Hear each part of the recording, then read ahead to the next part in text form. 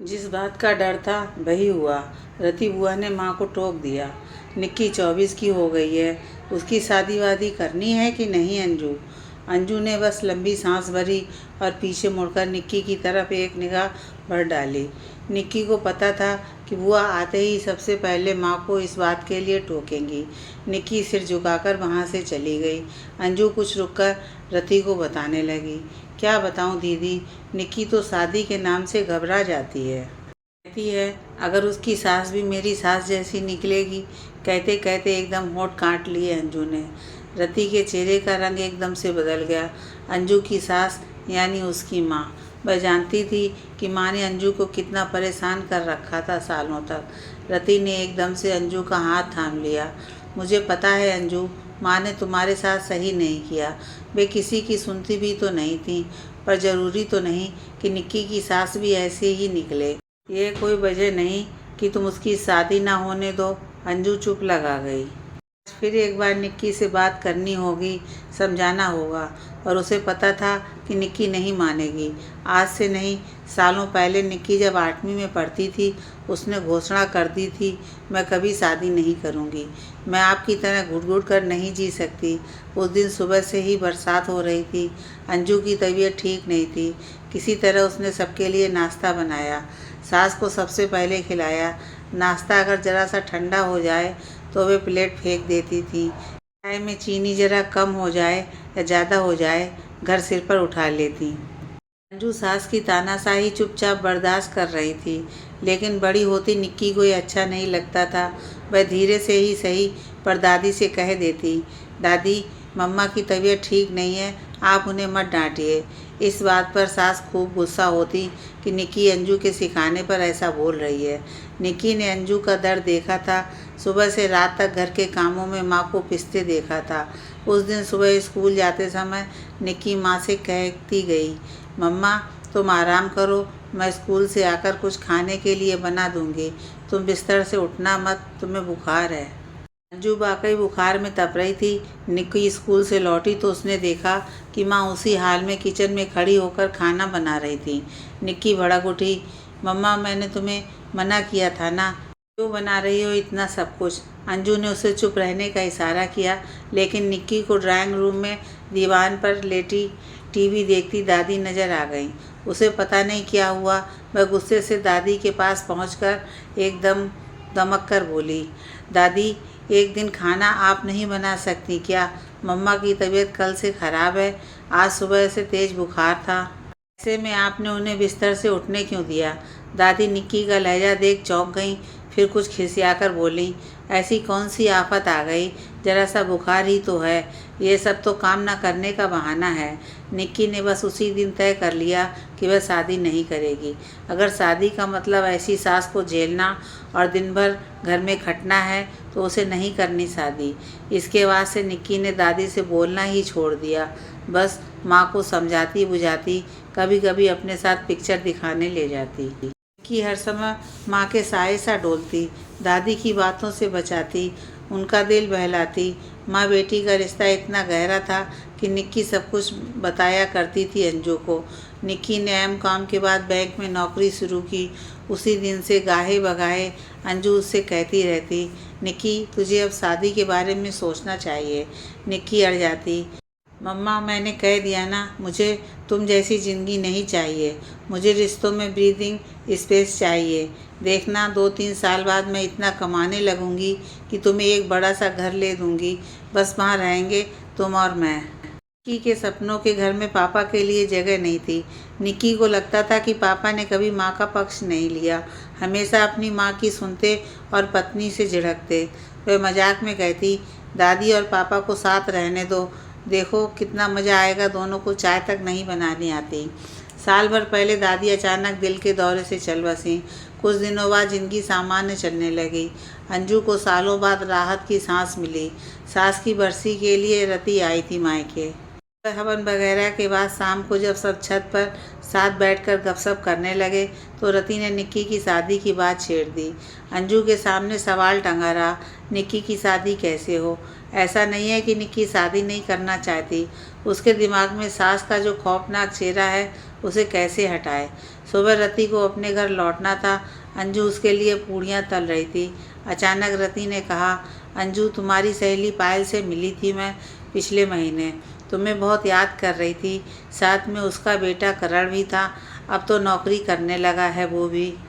पायल के नाम से अंजू के चेहरे पर मुस्कुराहट आ गई। पायल और रति एक ही शहर में रहते थे, कॉलेज में साथ साथ पढ़ते थे। पायल और अंजू उसकी सबसे खास सहेली। पायल साल में एक बार उससे मिलने ज़रूर आती थी। उसे पता था कि अंजू अपनी सास की वजह से घर छोड़कर उसके पास नहीं आ सकती। अक्सर टेलीफोन पर बात हो जाया करती। करण निक्की से कुछ महीने बड़ा था। निक्की ने कुछ दिनों पहले ही उसे बताया था कि करण से वह फेसबुक पर चैट कर लेती है। उसने फ्रेंच कट दाढ़ी रख ली है और एक टैटू भी बनवाने की सोच रहा है। अचानक ही अंजू मुस्कुरा उठी। अब तक उसे ये ख्याल क्यों नहीं आया। रति को स्टेशन रवाना कर अंजू कमरे में आ गई और सबसे पहले पायल को फ़ोन लगाया। पायल उत्साह से बताने लगी कि इतने दिनों से करण के बड़े रिश्ते आ रहे हैं उसके पास। अंजू ने पूछ लिया, पायल, तुझे कैसी लड़की चाहिए? पायल चहक कर बोली, तेरे जैसी तो बिल्कुल नहीं। मुझे दब्बू लड़कियां नहीं पसंद हैं। ऐसी हो जो नौकरी करे और अपना अलग व्यक्तित्व रखे। अंजू का दिल धड़कने लगा। और करण को? अरे, उसे तो पत्नी से ज़्यादा एक दोस्त चाहिए। कहता है कि बीवी लाऊंगा तो जल्दी बोर हो जाऊंगा, दोस्त लाऊंगा तो ज़िंदगी अच्छे से निभ जाएगी। अब तू ही बता अंजू, मैं उसके लिए दोस्त जैसी लड़की कहाँ तलाशूं? अंजू की सांस रुक गई। वह धीरे से बोली, पायल, निक्की करण की दोस्त है और तुझे जैसी चाहिए वैसी है भी। नौकरी करती है, अपने दिमाग से सोचती है। तूने तो मार डाला अंजू। मैं आज ही करण से बात करती हूँ। करण अक्सर निक्की के बारे में बताता रहता है। दोनों कंप्यूटर में लगे रहते हैं। कुछ दिनों पहले वेबकैम में मैंने निक्की को देखा भी। बाल कटाकर एकदम दीपिका पादुकोण लग रही है। अब तू फ़ोन रख, मैं कल करती हूँ तुझे। अंजू ने पायल से रिश्ते की बात कर तो ली, पर उसे आशंका थी, पता नहीं निक्की क्या कहेगी। पूरा दिन यह सोचती रही कि वह निक्की को कैसे समझाएगी। पायल उसकी पुरानी दोस्त है। वह अगर निक्की की सास बनेगी तो उसे अपनी बेटी सा रखेगी। उसने तय किया कि बात करण की तरफ से पक्की होने के बाद ही वह निक्की को बताएगी। अगले दिन सुबह सुबह पायल का फ़ोन आ गया। अंजू, करण एकदम तैयार है, बात बता, बात पक्की करने कब आऊँ? अंजू ने धीरे से कहा, पायल, मुझे 1-2 दिन का वक्त दे, हम सब खुद ही आ जाएंगे वहाँ मंगनी करने। अंजू अपनी भावनाओं को संभाल सही मौके का इंतज़ार करने लगी। शुक्रवार रात को माँ बेटी देर तक टीवी देखते थे, खाना भी आराम से खाते थे। खाना खाने के बाद अंजू निक्की को छत पर ले गई और कुछ ठहर कर बोली, निक्कू, तुमसे एक बात कहनी थी। वो करण है ना, मेरी फ्रेंड पायल का बेटा, वो तुझसे शादी करना चाहता है। निक्की के चेहरे पर अजीब से भाव आए। कुछ क्षण लगे उसे बात पचाने में। पर मम्मा, अचानक, उसने कब कहा? पायल मुझसे कह रही थी कि करण को अपनी दोस्त से शादी करनी है और वो है निक्की। निक्की चुप लगा गई। अंजू उसके पास चली आई और उसका सिर अपनी गोद में रख सहलाती हुई बोली, देख बेटी, मुझे पता है कि तू शादी से किस लिए डरती है, लेकिन पायल तो मेरी दोस्त है। तू उसे मौसी कहती है। करण भी तेरा देखा भाला है। तू वहाँ खुश रहेगी निक्की। पायल यदि तेरी सास बन जाए तो इससे अच्छी बात और क्या हो सकती है। निक्की आंखें बंद कर माँ की गोद में लेटी रही। करण उसे भी पसंद है। इतने दिनों से लगभग रोज़ ही दोनों चैट करते हैं। पायल मौसी भी उसे पसंद है। थोड़ा ज़्यादा बोलती हैं पर प्यार करती हैं उसे। निक्की ने धीरे से आंखें खोलीं। अंजू एकटक उसे ही देख रही थी। निक्की ने पलकें झपकाईं और बस इतना कहा, जैसा तुम ठीक समझो मम्मा। बस सब कुछ तुरंत फुरंत तय हो गया। निक्की के पापा को भी इस रिश्ते से कोई आपत्ति नहीं थी। अगले सप्ताह सगाई तय हो गई। सगाई के दिन सुबह पायल ने नाश्ते के समय एकाएक कहा, देख अंजू, तुझे पता है मैं साफ साफ बात करती हूँ कि शादी को लेकर मैं बहुत एक्साइटेड हूँ। सालों से मैंने सोच रखा है कि इसकी शादी में ये करूँगी वो करूँगी। बस मुझे वैसी ही करनी है शादी, खूब धूमधाम से। बस तुम मुझे मत टोकना। अंजू हंसकर चुप हो गई। पायल की तो आदत है बड़ा चढ़ाकर बोलने की, पर पायल ने उसके सामने पूरी फहरिस्त रख दी। शादी में 1000 मेहमान आएंगे, खाने पीने का इंतज़ाम कैसा होगा, मिलनी में क्या दिया जाएगा। निक्की और करण किस तरह के कपड़े पहनेंगे और भी बहुत कुछ। ने मन ही मन सोचा, पायल तेरी सारी हसरत पूरी करूंगी, पर मेरी बेटी को खुश रखना। इस बीच अंजू ने देख लिया था कि करण निक्की के पीछे बुरी तरह लट्टू है तो वो मम्माज बॉय, लेकिन निक्की के रूप में उसे एक दोस्त मिल गई है। अंजू ने पायल के कहे अनुसार बेटी की धूमधाम से शादी की। निक्की को शादी के एक दिन पहले तक ना जाने कैसा डर था कि माँ का पल्लू थाम जोर जोर से रोने लगी। मम्मा सब ठीक होगा ना? पता नहीं क्यों कभी कभी पायल मौसी का बिहेवियर देख अजीब लगता है। मम्मा सुनो, मैं तुम नहीं हूँ। अगर मेरे साथ ऐसा कुछ हुआ ना तो मैं एक दिन भी वहाँ नहीं रहूँगी, लौट कर चली आऊँगी तुम्हारे पास। तुम आने दोगी ना? अंजू ने भावुक होकर बेटी को गले लगा लिया। ऐसा कुछ नहीं होगा मेरी बच्ची, तुम बहुत खुश रहोगी वहाँ। फिर धीरे से जोड़ दिया, तुम मुझसे अलग थोड़ी ही होने जा रही हो। ये तेरा घर है, मैं हमेशा रहूँगी तेरे लिए। इतना बड़ा आश्वासन, निक्की के सिर से जरा सा बोझ कम हुआ। शादी की गहमा गहमी के तुरंत बाद निक्की और करण 15 दिन के लिए हनीमून पर मॉरिशस निकल गए। निक्की ने अपनी शादी की लंबी छुट्टी ली थी। सोच रखा था कि महीने भर बाद वह अपने ऑफिस में ट्रांसफ़र के लिए एप्लीकेशन देगी। हनीमून के 15 दिनों में करण ने हर तरह से उसका ख्याल रखा। वाकई वह बेहद प्यारा दोस्त था जिससे अब वो बेतासा प्रेम करने लगी थी। ससुराल आने के नाम पर ना जाने क्यों अब उसे डर नहीं लग रहा था। एयरपोर्ट पर उन्हें लेने करण के डैडी आए थे। बड़े मिलनसार थे करण के डैडी। घर पहुंचते ही जैसे ही करण और निक्की पायल के पैर छूने आगे बढ़े, पायल ने टोक दिया, ये क्या निक्की, तुमने कैसे कपड़े पहन रखे हैं? ऐसे कपड़े यहाँ नहीं चलेंगे। जाओ और जाकर ढंग की सलवार कमीज पहन कर आओ। निक्की सन्न रह गई। यात्रा के हिसाब से उसने कैबरी पहन रखी थी और हमेशा पायल के सामने वह ऐसी ही पोशाकें पहनती आई थी, पर बिना बहस किए वह चुपचाप कपड़े बदल कर आ गई। दोनों लंबी यात्रा से थके हुए थे। करण तो आते ही सोने चला गया, पर पायल निक्की को किचन में ले आई। देखो निक्की, रात घर में मेहमान आ रहे हैं खाने पर। तुम ऐसा करो, एक तरी वाली और एक सूखी सब्जी बना दो, बाकी मैं देख लूँगी।